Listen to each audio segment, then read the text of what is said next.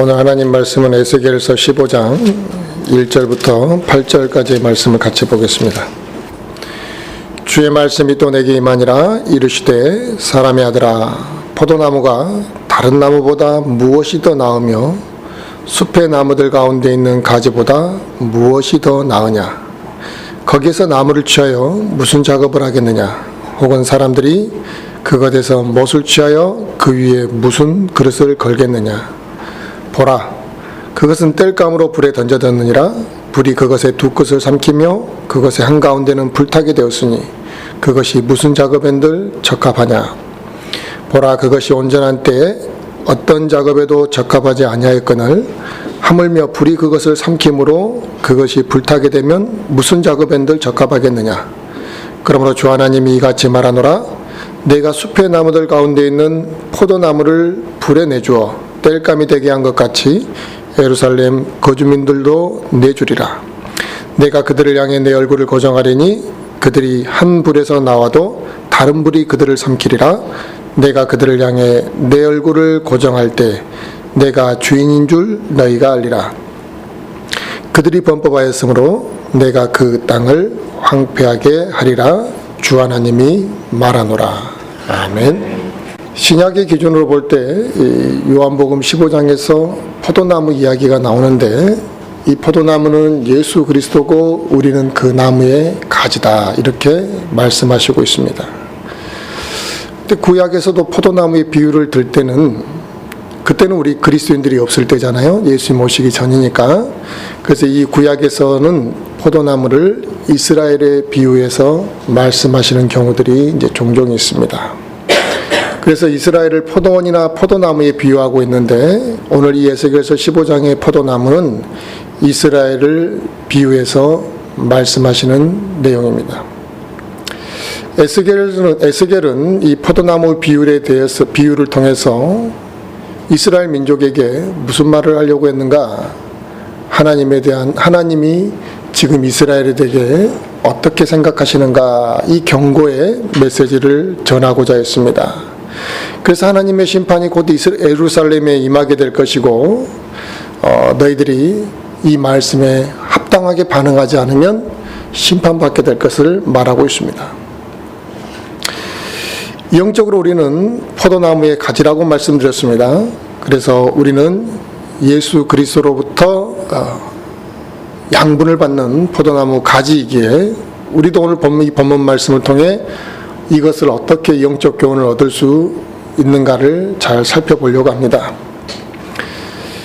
포도나무를 우리가 보면 이제 먹는 열매만을 생각할 때는 달콤하고 좋아 보입니다만, 이 포도나무라는 특징이 있습니다. 이 어떤 특징이냐면 반듯하게 자라지를 못한다는 특징이 있죠. 그래서 포도나무를 이렇게 정상적으로 자라게 하려면 반드시 버팀목이 필요합니다. 그래서 버팀목으로 이 포도나무를 잡아줘야 되는데, 이 포도나무를 버팀목으로 잡아줬다고 해서 이 포도나무가 또 예쁘게 자라는 것도 아닙니다. 버팀목을 해줬음에도 불구하고 포도나무 줄기는 뒤틀리고 계속 옆으로 자라난다는 사실입니다. 또 이 포도나무는 가지가 가늘고 줄기까지도 굽어져 있기 때문에 이 포도나무는 목재로 사용할 수가 없습니다. 이런 포도나무의 특징 때문에 이 포도나무를 사용해서 심지어 이 포도나무에서 못을 만들었다. 포도나무 가지를 가지고 못을 만들어서 거기에 무엇인가 물건을 걸어둘 수 있는 단단한 못으로라도 사용할 수가 있느냐 이거예요. 그렇지 못하다 이거예요. 재질이 단단하지 못하니까 심지어 조그만 못 하나를 만들어서 무엇인가를 걸어놓을 그런 제목으로도 쓸 수가 없더라는 겁니다. 그러면 줄기는 굽어져 있고 가지는 가늘고 재질은 물러서 쓸 수가 없다면 이 포도나무는 오직 열매를 잘 맺어야 된다. 그런데 이 열매를 맺는 것 외에는 포도나무에 가치가 없기 때문에 포도나무가 열매를 맺지 못하면 어떻게 해야 되겠느냐 이게. 결국 그 포도나무는 땔감으로 밖에 쓸 용도가 없다라는 거죠. 에스겔의 이 비유와 같이 이스라엘 민족은 포도나무와 같은 성질을 가진 그런 민족이었습니다. 결국 그들은 어떠한 것도 하나님이 보실 때 좋아 보이는 것이 없는 별 볼 일 없는 민족에 불과했다는 것이죠. 그래서 신명기 7장 7절 말씀에 하나님께서 뭐라고 말씀하셨냐면, 주께서 너희를 친히 사랑하시고 너희를 택하신 것은 너희가 다른 백성보다 수가 굉장히 많아서 택하신 것이 아니라 이거예요. 오히려 너희는 다른 백성들보다 수가 적으니라, 이렇게 말했습니다. 그러니까 하나님께서 왜 이스라엘 백성을 택하시는가? 그들의 능력이 대단하거나 그들의 수가 굉장히 많아서 아주 그런 어떠한 세계를 지배하는 민족이었기 때문에 택한 것이 아니라고 말씀하고 있습니다. 결국 보잘것없는 민족을 하나님께서 택하셨더니 그들이 교만하고 죄를 짓고 하나님이 원하시는 합당한 열매를 맺지 못하고 살아가고 있었기 때문에 쓸모없는 포도나무에 비유해서 결국 너희들을 땔감으로밖에 쓸 수 없는 징계를 받아야 될 그런 상황에 놓여 있다라고 말씀하시고 있는 겁니다. 이처럼 하나님께서는 많은 민족들 중에서도 수없이 많은 민족들 중에 보잘것없는 이스라엘 민족을 택하시고 심지어 그들이 노예생활 가운데 있는 그들을 건져내셔 적과 꿀이 흐르는 가나안 땅으로 인도해 주었더니 그들이 오히려 하나님을 잊어버렸고 하나님을 버리고 하나님 앞에 가증한 일들, 패역한 일들을 하고 있었으니까 하나님이 왜 슬퍼하지 아니하고 왜 분노하지 않으셨겠느냐 이겁니다. 농부가 포도나무를 심었습니다. 그리고 그 포도나무에게 물을 주고 양분을 주고 그 포도나무 가지치기를 하며 잘 길렀을 때는 그 포도나무가 열매 맺기를 바라는 것이죠. 그렇게 자기가 시간과 많은 노력을 기울였는데 포도나무가 열매를 맺지 못하면 어떻게 되겠습니까? 그 농부는 주저없이 그 포도나무를 베어버릴 거라는 겁니다. 쓸모가 없기 때문에. 포도나무의 가치는 오직 열매를 맺을 때만 포도나무의 가치가 인정되는 것입니다. 농부가 포도나무를 정성껏 관리하듯 하나님께서는 이스라엘 민족을 특별히 보살피시고 인도하셨습니다. 시편 기자도 시편 80편의 이스라엘 민족에 대해서 뭐라고 이야기했는가? 그들을 이집트에서 가져다가 좋은 땅에 뿌리를 내린 포도나무와 같도다, 이렇게 표현했습니다. 그런 이스라엘 민족이 하나님을 버려버렸습니다. 하나님 앞에 가증한 일들을 마다하지 않고 행했습니다. 그래서 하나님께서는 내가 숲의 나무들 가운데 있는 그 포도나무를 불에 내주어서 그들이 땔감이 되게 하는 것 같이 예루살렘 거주민들도 그렇게 내줄 것이다, 이렇게 말씀하셨습니다. 하나님께서 이처럼 선지자를 통한 경고가 있었음에도 불구하고 이스라엘 민족이 회개하지 않습니다. 그들이 계속 죄악 가운데 머물러 있습니다. 그래서 하나님께서 그들을 심판하실 수밖에 없었던 거죠. 하나님의 예언과 말씀이 그대로 성취되었기 때문에 그들이 얼마나 비참한 시절을 보냈는지는 예레미야서 52장을 보면 그들의 비참한 생활이 그대로 기록되어 있습니다. 우리는 이 본문의 경고의 메시지가 나와는 관계가 없는 이스라엘 민족에게만 주어진 메시지라고 생각하고 넘어갈 문제가 아니라는 것입니다. 우리도 역시 세상 가운데 있을 때 별 볼 일 없는 자들이었고 우리가 특별한 사람이었기 때문에 구원받은 게 아닙니다. 우리는 정말 보잘것없고 죄악 가운데 있었음에도 불구하고 하나님께서 우리를 건져내 주셨습니다. 하나님의 은혜 가운데 살고 있는 우리 그리스도인들도 그래서 이 말씀을 깊이 생각하고 내가 영적으로 바로 서 있는지, 내가 정말 하나님 앞에 합당한 것인지 두려움 가운데 자기 자신을 살펴야 할 것이라 이거죠. 이 시대에 구원받은 그리스도인들이 얼마나 많습니까? 그런데 그들이 다 좋은 열매를 맺고 살아가는 것은 아닙니다. 어떤 그리스도인들은 평생을 살면서도 열매 하나를 맺지 못한 이 죽어가는 포도나무와 같은 사람들이 있습니다. 심지어는 하나님의 은혜를 잊고 살아가는 사람과 더러운 죄악 가운데 살아가면서도 회개하지 아니하고 살아가는 그리스도인들도 있습니다. 결국 그런 사람들은 하나님이 오늘 본문에서 말씀하시는 것처럼 타락한 이스라엘 민족이 쓸모없는 포도나무로 비유된 것과 같은 그 상태로 그들은 있는 것입니다. 그런 삶이 지속되면 하나님께서 반드시 그 사람을 징계하시고 질책하실 것이라는 것이죠. 과거에 우리는 얼마나 어리석었습니까? 하나님의 말씀을 우리가 한 번에 듣고 두렵고 떨림 가운데 변화된 사람들이 얼마나 있습니까? 수없이 많은 말씀을 듣고도 변화되지 않았고 우리가 내 스스로 하나님을 찾아온 것은 아닙니다. 예수 그리스도의 보혈로 인해 내 죄가 용서받았다는 사실이 얼마나 귀한지를 잘 모르고 믿는 사람도 있습니다. 내가 죄를 짓지 않으려고 살아본 사람은 이 죄에 대한 문제가 얼마나, 죄를 짓지 않고 사는 문제가 얼마나 힘든지를 압니다. 좀 선하게 살아봐야겠다는 개념이 없이 내가 그저 악하게 살지도 않으니까 또 그렇게 선하게 살려고 하지도 아니하고 적당히 살아가는 사람들, 이런 사람들이 문제입니다. 내가 얼마나 어리석었고 내가 얼마나 심히 죄악 가운데 있었고 내가 얼마나 더러운 존재였는지를 아는 사람이 구원받고 하나님의 자녀가 되었을 때 그는 압니다. 우리는 불법과 죄악 속에 머물러 있었고 저주 가운데 있었던 자들이라는 사실을 알아야만 합니다. 내가 구원받기 전에 저주 가운데 있었다라는 그 사실이 얼마나 심각한 일인지를 사람들은 잘 모르는 사람도 있습니다. 누가 나에게 욕을 하고 나를 저주하면 그것을 웃어넘길 수 있는 사람이 누가 있습니까? 우리는 당장 분노합니다. 왜? 그 저주가, 그 비난과 욕이 좋은 것이 아니라는 걸 알기 때문에 그렇습니다. 그런데 우리는 저주 가운데 있었다는 거예요, 과거에, 구원받기 전에. 그런데 그게 그렇게 큰 문제라고 생각하지 않고 그 저주 가운데 있던 자들이 하나님의 자녀가 된 것을 그렇게 기쁨으로 생각하지 않는 것이 어떻게 정상일 수 있느냐 이거죠. 이것은 엄청난 은혜요, 놀라운 사건임에도 불구하고 내가 받은 구원의 의미와 내가 받은 구원의 가치를 모르고 살아가니까 하나님의 은혜를 망각하고 살아가고, 심지어 자기가 세상에서 죄악 가운데 살아가면서도 또다시 죄악으로 돌아간다. 그리고 이 세상의 즐거움만을 쫓아 살아갑니다. 그런 사람들을 역시 열매를 맺지 못하는 포도나무와 같이 불태워질 땔감으로밖에 쓸 수 없는 징계가 멀지 않았다라는 사실입니다. 하나님께서 예루살렘을 불살라 버리신 이유는 그들이 범법했기 때문입니다.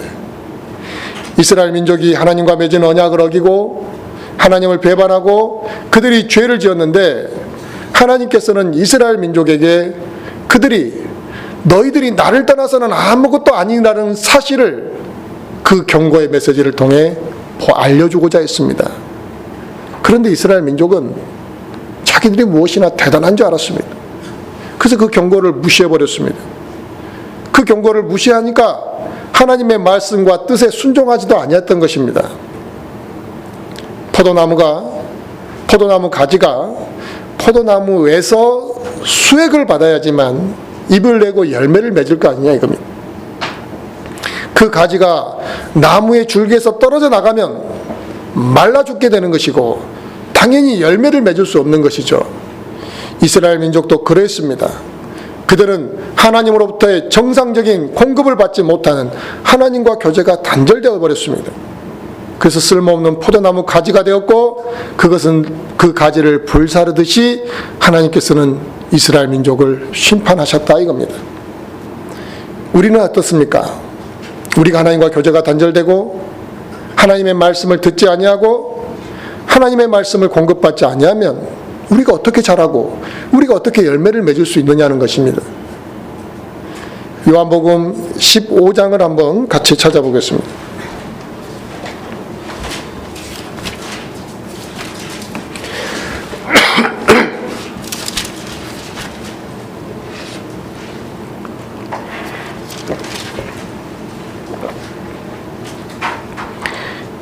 요한복음 15장 4절부터 보시면,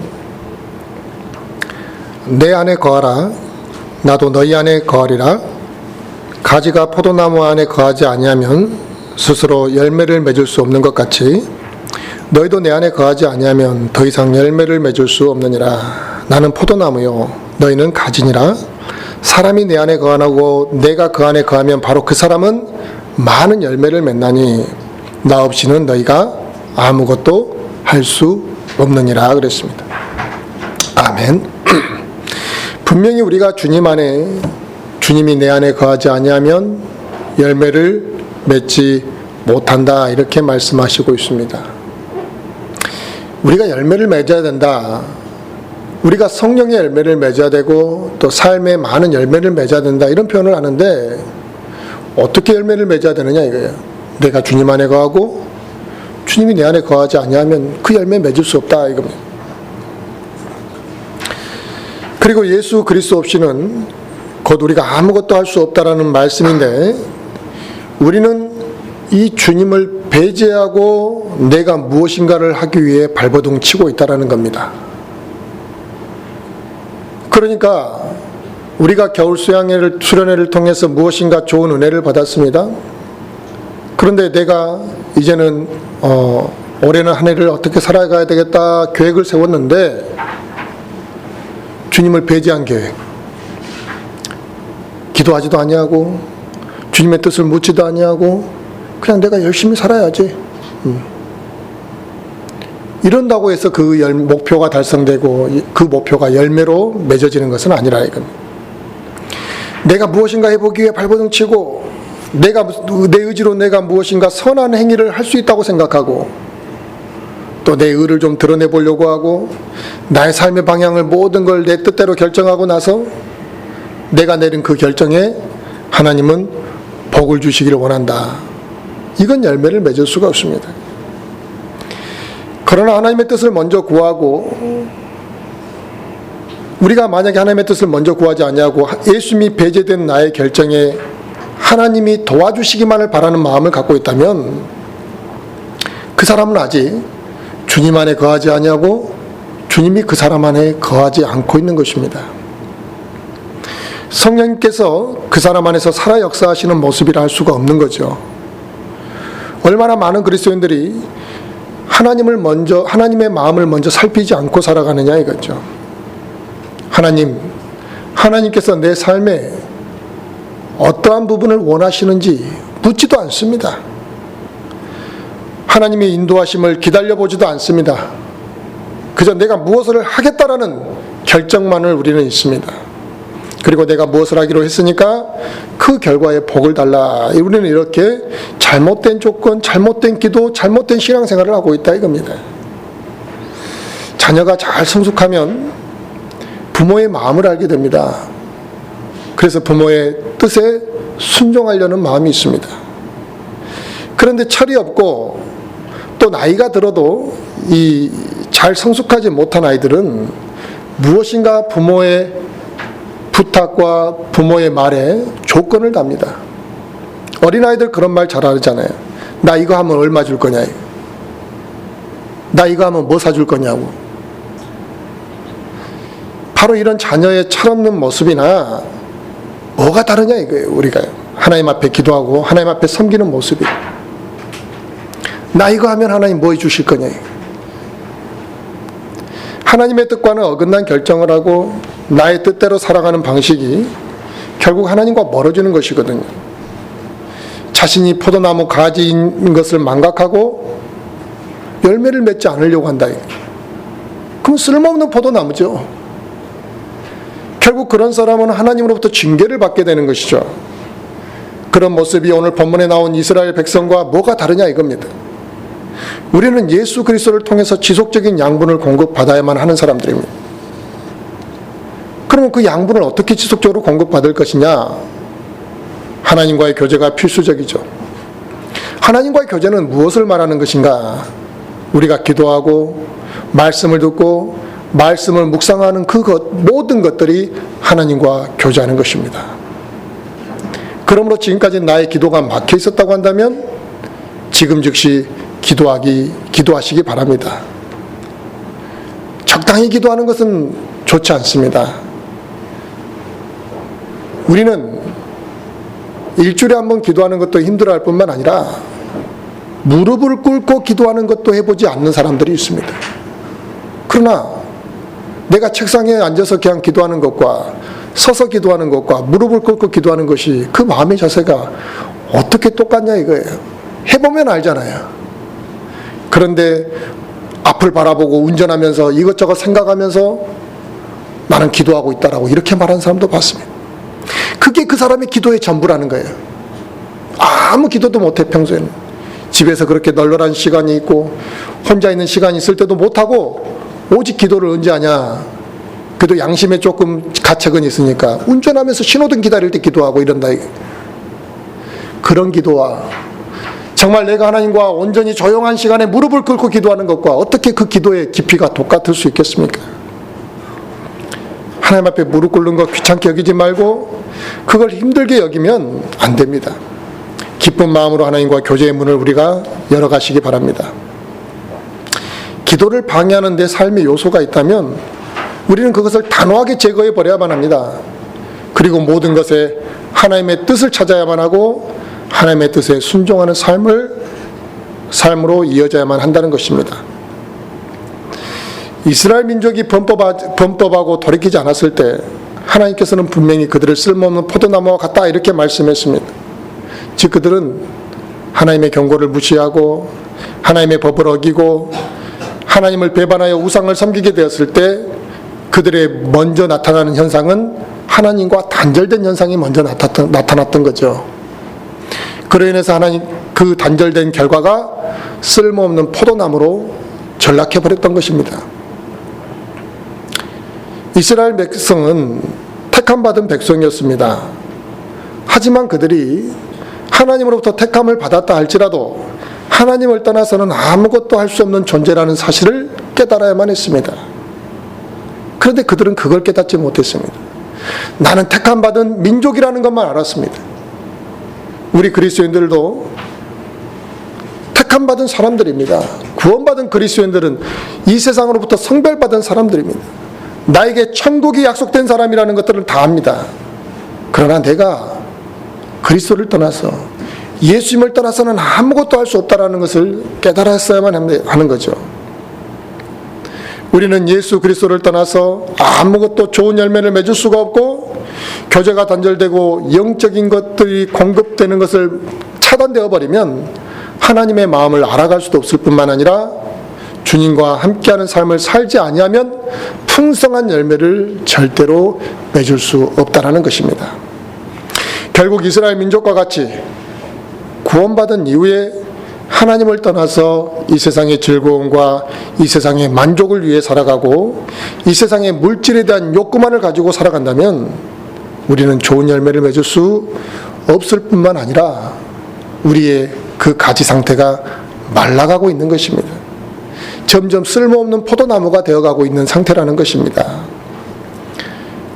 그러므로 구원받았다는 이 말은 하고 교회는 다니고 있는 사람들 중에서 많은 그리스도인들이 구원을 받았고 교회를 다니고 있는데 그리스도인으로서 향기가 나타나지 않는 결과들을 우리가 목격하고 있잖아요. 그 이유는 그 사람이 포도나무에서 영양분을 충분히 공급받지 못하고 있기 때문에 그런 것입니다. 이처럼 하나님으로부터 공급받아야 될 것, 주님과의 교제를 통해 공급받아야 될 것들이 줄어들고 그 시간들이 지속되게 되면 그 사람은 결국 쓸모없는 존재, 하나님께서 그 사람을 사용할 수 없는 존재가 되어버리는 것입니다. 그러면 결국 베어내야만 한다는 것이에요. 마찬가지로 우리가 그 상태를 지속하게 되면 하나님의 징계가 영원히 우리를 피해가지는 않는다는 사실입니다. 우리는 오늘 본문 말씀을 통해서 우리 각자가 자기 믿음의 상태를 반드시 돌아봐야 될 필요가 있습니다. 나는 정상적인 열매를 맺는 나무인가? 아니면 쓸모없는 땔감에 불과한 곧 뽑혀서 불에 태워질 수밖에 없는 그런 쓸모없는 포도나무인가? 아직도 조금만 더 이런 세속적인 것들을 추구하고 악한 것들을 버리지 못하고 머물고 있다면 이제 우리가 회개하고 열매를 맺는 포도나무로 변화되어야만 한다 이겁니다. 내가 예수 그리스도의 보혈로 구원받고 하나님의 자녀가 되었다면 우리는 당연히 성령의 열매를 맺어야만 하는 것이지 맺어도 되고 안 맺어도 되는 것이 아니라 이겁니다. 그런데 많은 그리스도인들이 성령의 열매는 선택사항으로 알고 있다는 것이에요. 저 사람만 맺고 나는 안 맺어도 되는 것처럼, 언제 때가 되면 맺을 수 있는 것처럼 그렇게 급한 문제가 아닌 것처럼 생각하지만 우리는 반드시 성령의 열매를 맺어야만 하고 그 열매가 많아야 한다는 것입니다. 그런데 변화되지 못한 이 육신적인 상태로 머물러 있고 영적인 열매를 맺지 못하는 이 모습을 당연한 것처럼 여기게 되면 그 사람이 어떠한 변명을 할지라도 그것이 인정받을 수 있는 변명이 없다라는 겁니다.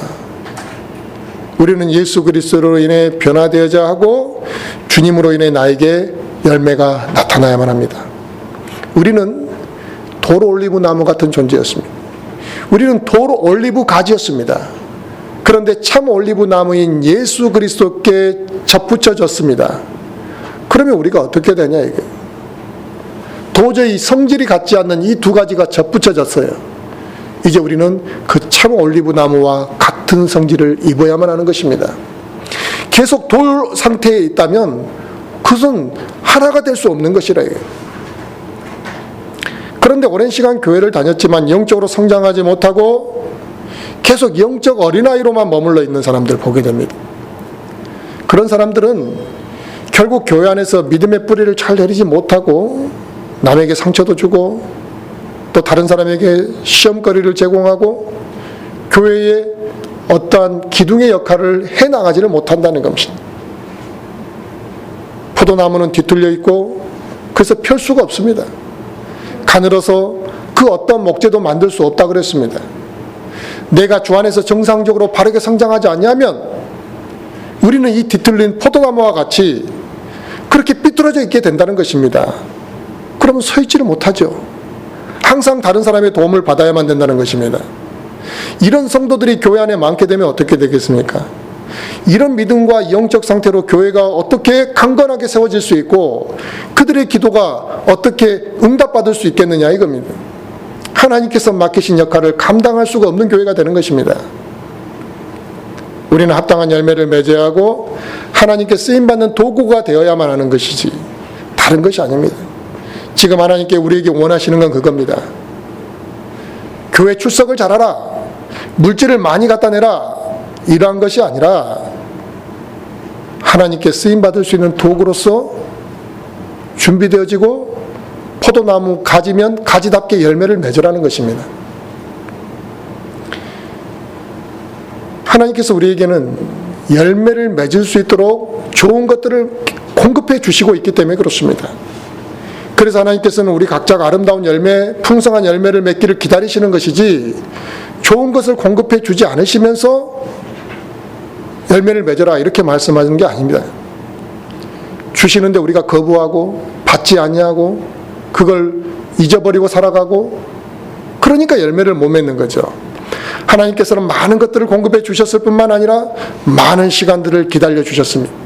내년에는 열매를 맺겠지. 내후년에는 좀 열매를 맺겠지. 이제는 우리가 열매를 맺어야 할 때라 이겁니다. 너희가 한때는 어둠이었으나 이제는 주 안에서 빛이니 빛의 자녀로 걸어라. 이렇게 에베소서 5장 8절에 말씀하십니다.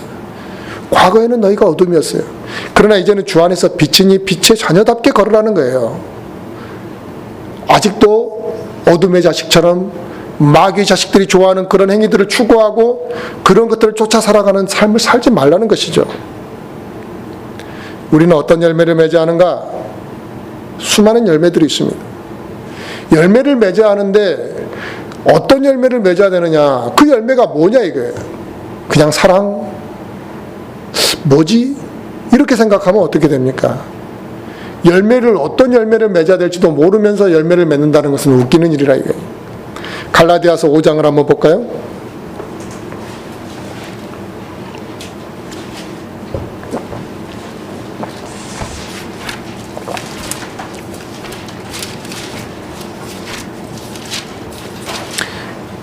갈라디아서 5장 22절부터 23절 말씀 보겠습니다. 갈라디아서 5장 22절부터 23절. 그러나 성령의 열매는 사랑과 기쁨과 화평과 오래 참음과 부드러움과 선함과 믿음과 온유와 절제니 이 같은 것을 대적할 법이 없느니라. 아멘. 이 성령의 열매가 뭐냐? 사랑, 기쁨, 화평, 또 오래 참음, 부드러움, 선함, 믿음, 온유, 절제, 이게 내 안에서 맺혀져야 된다는 것이. 교회에서는 부드러운데 집에 가면 괴팍한 경우들도 있습니다. 그건 열매가 아니죠. 그런 열매를 집에 가서도 맺혀질 수 있도록 자기가 주님으로부터 기도하고 공급을 받으면 맺혀질 텐데 그걸 안 하니까 그러죠. 우리는 또 어떤 열매를 맺어야 됩니까? 회개의 열매도 맺어야 되고, 의의 열매도 맺어야 되고, 거룩함에 이르는 열매도 맺어야 되고, 전도의 열매도 맺어야 합니다. 여기서 말씀하시는 성령의 열매 외에도 우리가 맺어야 될 것. 회개의 열매라는 게 뭐예요? 나의 그 악한 행실에 대해서 하나님 앞에 막 회개했더니 사람이 변화되는 거예요. 열매가 있는 거예요, 그 사람도. 내가 저 사람에서 열심히 기도하고 복음을 수없이 전하고 그 사람을 안타까워하고 어떻게든 복음 전할 틈을 찾고 끝없이 노력했을 때 그가 복음을 받아들였으면 열매가 맺어진 겁니다. 선한 열매, 거룩함에 이르는 열매. 내가 왜 그 악한 행실을 좀 버리려고 하느냐 이거예요. 아버지가 거룩하니까 내가 그 아버지와 교제할 때마다 나에게 그 거룩함이 묻어나온다 이거예요. 그리고 그 거룩함이 내가 그 거룩한 분에게 나아가기 위해서 어떻게 살아야 되는 것인가를 생각하다 보니까 그런 열매들이 맺어지더라요. 바로 이런 열매는 세상에서도 거부하지 않더라 이거예요. 세상 사람들도 그런 것을 좋아하고 존경한다는 사실입니다. 우리가 이런 열매를 잘 맺는다고 한다면 우리가 전하는 그 복음이, 내가 전하는 그 복음의 메시지가 얼마나 더 많은 사람에게 영향을 미치겠는가 생각해 볼 필요가 있습니다. 우리는 구원을 받은 지 몇 년이 되었다, 내가 교회 다닌 지 몇 년이 되었다, 이것을 자랑할 것이 아니라 내가 주님을 알고 난 이후에 무엇이 변화되어졌을 뿐만 아니라 어떤 열매를 맺었는가를 우리는 나타내 보여야 되고 그것이 우리에게 간증이 되어야만 하는 것입니다. 우리는 해마다 간증을 합니다. 그런데 우리가 좋은 간증도 있고 아직 덜 다듬어진 간증도 있고 좀 부족한 간증도 있습니다. 올해 이제 12월에 우리가 또 그와 같이 한 해를 살고 난 다음에 간증은 그 열매가 무엇이었는가를 이야기하지 단순히 좋아졌다, 그러니까 무엇인가 내가 삶이 좋아졌다 이게 아니라 하나님께서 복 주신 것도 우리는 간증을 해야 될 것이고 당연히요.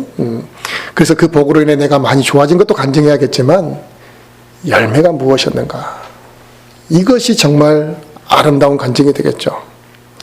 형제를 사랑하고 그들의 삶에 대해서 내가 걱정해주며 그들을 사랑하는 마음으로 기도해 줬냐, 사랑의 열매가 있다면 그렇게 했겠죠.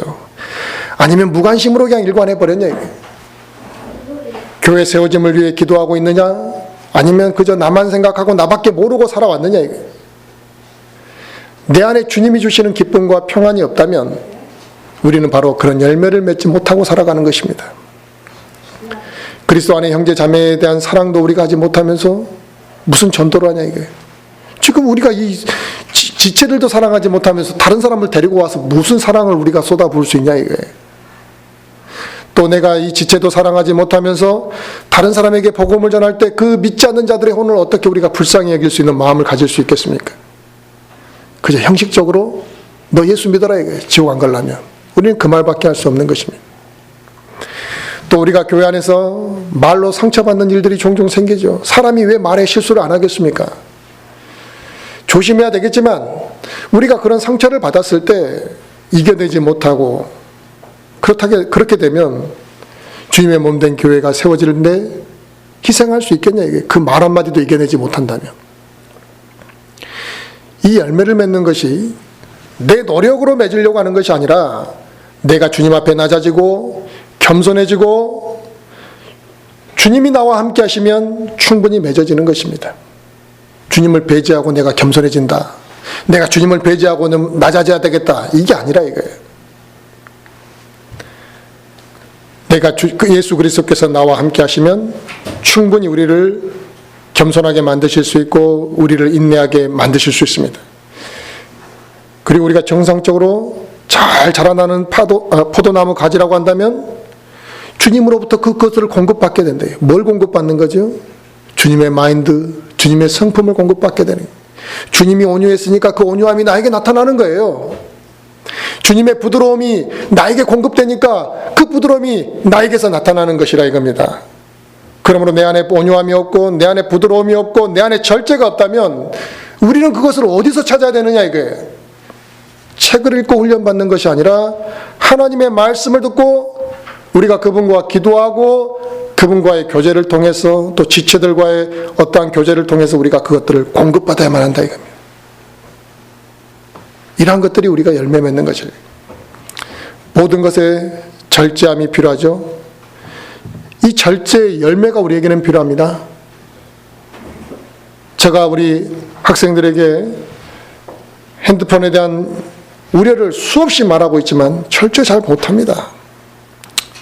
물론 사람이 타고난 절제력이 또 있는 사람도 있겠지만 우리가 컴퓨터에서 컴퓨터를 켜면 시간 가는 줄 모르잖아요. 금방 30분 지나가 버립니다. 또 밥 먹고 잠깐 앉아있으면 또 뭐 금방 한 30분 지나가 버립니다. 컴퓨터를 하면서 피곤하다. 또 게임하는 사람들 어떻습니까? 막 날을 새면서라도 게임을 한다. 컴퓨터를 하느라 피곤해서 성경 볼 시간이 없습니다. 기도할 시간이 없습니다. TV를 볼 시간은 있어도 성경 볼 시간은 없습니다. 핸드폰에 카톡을 보내고 메시지를 보내고 무엇인가 SNS를 하고 이런 것들 할 시간은 많고 사진 찍어서 자랑할 시간은 많은데 내가 하나님과 교제하고 하나님의 그 마음을 품을 시간은 없다는 것입니다. 이게 절제의 열매가 없는 것이죠. 우리의 생활 가운데서 절제함이 없게 되면 우리는 시간을 빼앗기게 됩니다. 내 삶의 주인이 이제는 바뀌게 되는 것입니다. 내가 주인이 아니고 하나님도 주인이 아니고 마귀가 내 삶의 주인이 되어서 살아가는 것입니다. 근데 자기는 모르는 거예요. 자기는 자기가 주인이라고 생각하는데 실제적으로는 마귀가 그 사람의 주인이 되어 살아가는 거죠.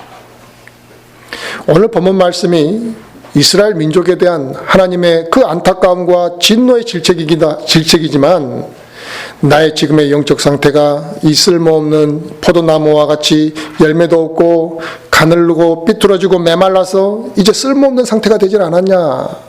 우리는 이 말씀을 통해 우리를 한번 돌아보자 이겁니다. 하나님께서는 나의 잘못된 영적 상태, 나의 바르지 못한 섬김을 보시고 이제 우리에게 경고하신다. 계속 경고하고 계셨습니다.